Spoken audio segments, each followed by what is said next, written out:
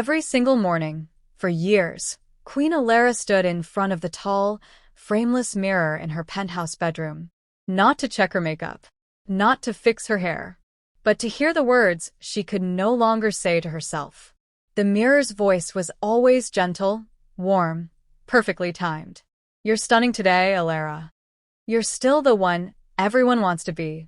You're enough, more than enough. She exhaled. Another day survivable. Because the mirror never once told her the truth. This wasn't a kingdom of land or crowns.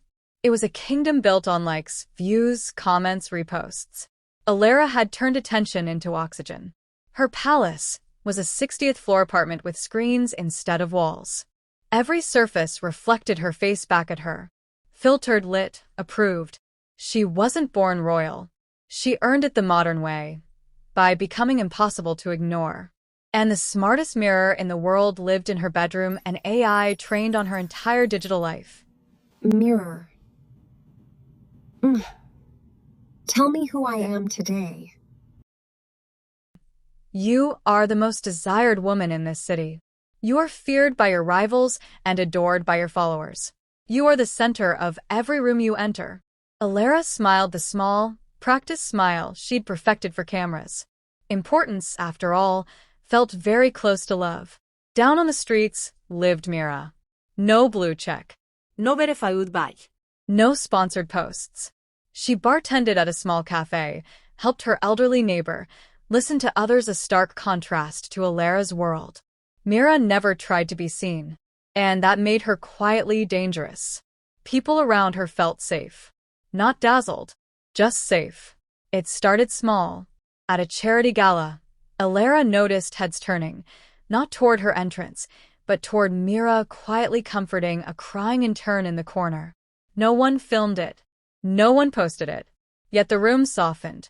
That night, alone in front of the mirror, she stood longer than usual. Am I still enough? So she doubled down. More posts, more stories, more live sessions. Outfits more daring. Captions more vulnerable. The mirror cheered louder than ever. Iconic. Unreal. No one does it like you. But the high lasted shorter each time. The likes peaked then dropped. The comments became predictable. The applause felt like an echo in an empty hall.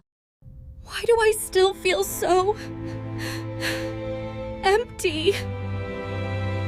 Longer pause this time. Then, carefully. Emptiness is just proof of how high you've climbed. They're all jealous, Alara. That's all. The words hit like glass breaking inside her ribs. At the next big launch party, Alara watched Mira again. A stranger had spilled red wine on her dress. Mira didn't laugh or film it. She just handed the woman her own jacket, saying, "It happens. You're okay." People around them smiled, not at drama or glamour, just at the small, real kindness. Something sharp twisted inside Alara's chest. She left early. Mirror, tell me the truth. No comfort. Just truth. The voice hesitated, actually hesitated. You are valuable. Only when people are watching. You exist most when you are admired. Without the audience, you're afraid there's nothing left. The words hit like glass breaking inside her ribs. Alara didn't scream. She didn't cry. She simply lifted a heavy sculpture from the shelf and brought it down. The mirror exploded into silence. Shards rained like frozen tears. For the first time in years, the room was quiet. No voice. No pras. Just her breathing. Just her. The next weeks were brutal. No notifications to wake her. No voice to define her morning. She felt invisible, terrified, and strangely free. She started small. She listened when people spoke.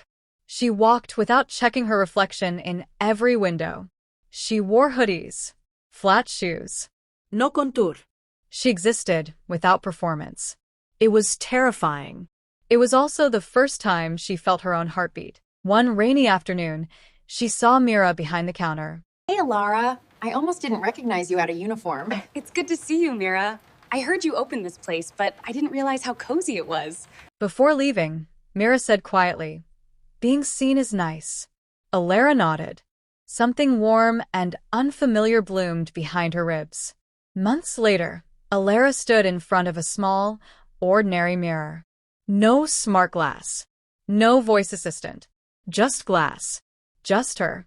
She looked at the woman looking back. Tired eyes. Real skin. Small scars. Human. And she smiled. Not for likes.